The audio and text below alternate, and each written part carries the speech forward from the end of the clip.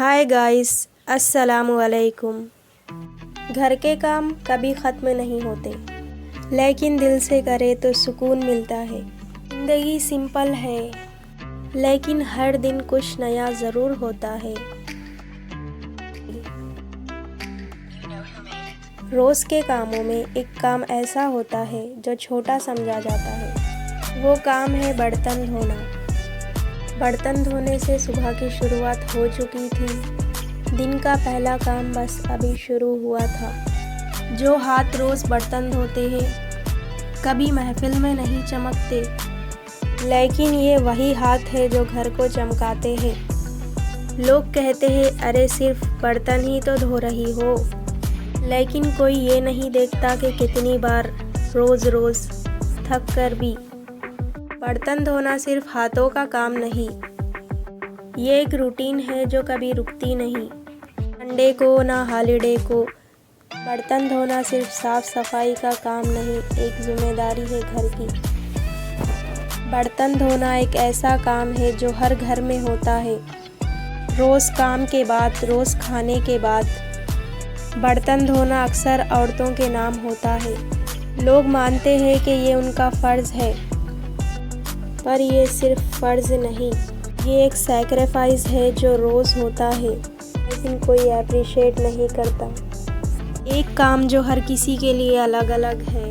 किसी के लिए बर्तन धोना थेरेपी है, के लिए मजबूरी है, किसी को सुकून मिलता है तो किसी के लिए थकान का नया चैप्टर। पर एक बात कॉमन है, ये काम हर किसी को कुछ न कुछ सिखाता है। पेशेंस, हर चिपका हुआ दाग सब्र का एक टेस्ट है। केयर, क्योंकि हम साफ करते हैं ताकि अगला बर्तन खाने लायक हो। लोग इस काम को छोटा समझते हैं, सोचते हैं या बर्तन धोना कोई बड़ी बात है, पर असली बात तो ये है कि जो काम रोज़ होता है वही सबसे ज़्यादा अंडर वैल्यूड होता है। हाथों में झाग, आँखों में थकान होती है, फिर भी हर सुबह नई मुस्कान होती है। बर्तन धोना सिर्फ काम नहीं होता, ये तो एक घर के लिए प्यार का पैगाम होता है। चमकता है घर जब चमकते हैं बर्तन, पर किसने देखा है उन हाथों की दरारें जो खुद से पहले सबका सोचते हैं। एक बर्तन साफ होता है, उसके पीछे आ जाते हैं और तीन, जिस तरह हर दुश्मन के पीछे उसका पूरा ख़ानदान बदला लेने के लिए आ गया हो। तो गाइस, ऑलमोस्ट मेरे सारे बर्तन धुल गए थे। मैं ऐसे ही रोज़ाना बिना कोई सिंक के घर के बाहर आंगन में बर्तन धोती हूँ। मेरा बर्तन धोने का सेटअप कुछ इस तरह है। बर्तनों के मुताबिक पानी, साबुन और स्क्रबर। फिर शुरू होती है बर्तनों से मेरी जंग। रोज़ाना सुबह शाम कुछ इस तरह से मैं बर्तनों को धोती हूँ। तो आज की बर्तनों से जंग हो चुकी थी। बर्तन धोने के बाद वहाँ की जगह को मैं क्लीन कर लेती हूँ पानी से। बर्तन तो धुल ही गए थे, अब जगह क्लीन कर रही हूँ मैं। धुल गए थे अपने बर्तन, आज बर्तन कम ही निकले थे सुबह में। बर्तन तो धुल गए थे, अब दूसरा काम था गैस साफ़ करना। खाना साफ़ करने के बावजूद भी गैस पर कुछ ना कुछ गिर जाता है, जिसकी वजह से इस पे धब्बे बन जाते हैं। इसलिए मैं इसको बाहर लाकर साबुन से धो रही थी। गैस की सफाई हर रोज़ का एक ज़रूरी काम है। जब हम रोटी, सब्ज़ी, चावल या चाय बनाते हैं तो गैस पर तेल, मसाले, दूध का गिरना आम बात है। धीरे धीरे ये सब चिपक जाते हैं और गैस गंदा लगने लगता है। इसलिए रोज़ या हफ्ते में 2 बार गैस को अच्छे से साफ़ करना चाहिए।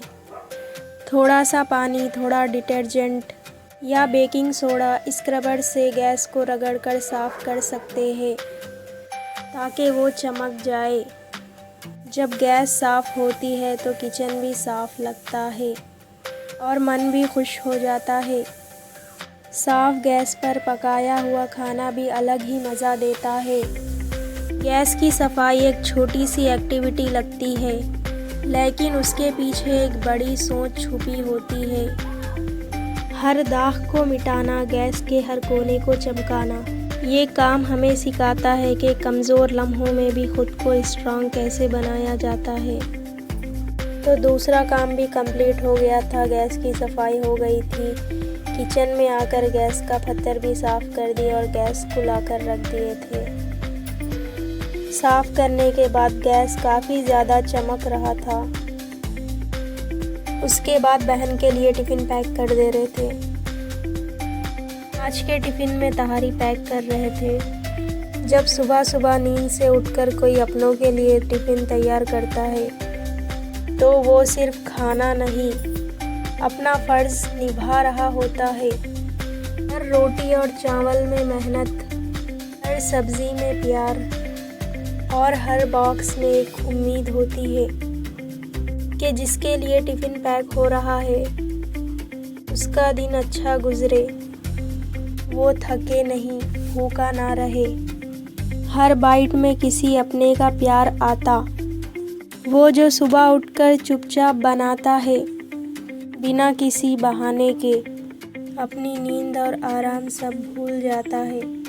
कोई टिफ़िन पैक करता है तो सिर्फ खाना नहीं, हर बाइट में अपनों का प्यार छुपा होता है। छोटी सी मेहनत ले आती मुस्कान, हर लंच ब्रेक में मिलती एक नई जान। सिर्फ रूटीन का हिस्सा नहीं रहता, ये तो सपनों के सफ़र का हमसफ़र बन जाता है। टिफ़िन पैक करने के बाद बना ले रहे थे भिंडी गोश्त खट्टा। उसके लिए ले लिए थे अपन। ये इंग्रेडिएंट्स में थे भिंडी, प्याज, टमाटर, पाउडर मसाले और गोश्त। हांडी वाले तरीक़े से इस सालन को बना रहे थे। तो सबसे पहले डाल लिए नमक, के बाद डाल लिए अदरक लहसुन का पेस्ट। नेक्स्ट डाल रहे थे इसमें लाल मिर्च पाउडर टेस्ट के हिसाब से।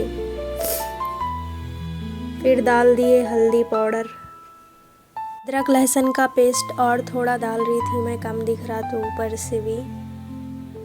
नेक्स्ट इसमें डाल देंगे 2 टेबल स्पून कुकिंग ऑयल। हांडी वाले तरीक़े से अगर गोश्त बना रहे तो ऑयल मैं 2 मरतबा डालती हूँ, एक पाउडर मसाले पर, दूसरा हरे मसाले पर। ऐसा करने से 2 साइड से भी गोश्त अच्छी तरह से डाल दे रहे। इसमें हरा मसाला, प्याज, हरी मिर्च, कोतमीर।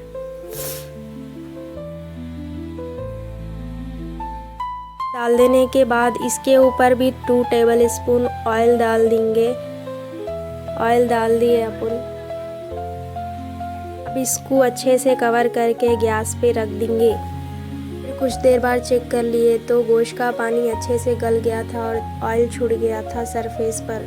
गोश्त सिर्फ 50% ही पका है। इसको अच्छे से पकाने के लिए थोड़ा सा डाल दिए पानी डालकर इसको अच्छे से मिक्स करके कवर करके रख देंगे इसको पकने के लिए।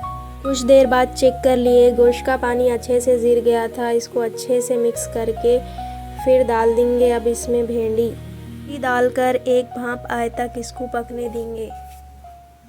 इसको कवर करके रख देंगे पकने के लिए।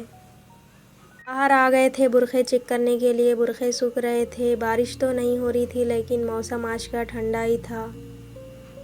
भिंडी को, भिंडी तो 40% पक गई थी अच्छे से मिक्स करके। अब इसमें डाल देंगे अपन टमाटर, कवर करके रख देंगे इसको पकने के लिए।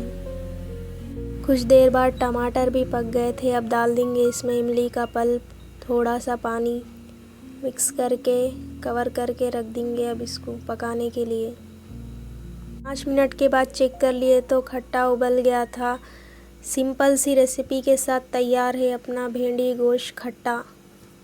अब सर्व कर लेंगे बाउल में खाने के लिए। खाने में तो बेहद लजीज और जायकेदार लग रहा था। शाम का सारा काम भी कंप्लीट हो गया था। कपड़े धुल गए थे, पानी भर गया था। फिर हुआ डिनर टाइम तो डिनर भी कर लिए थे। डिनर में था तहारी, भिंडी गोश्त खट्टे का सालन।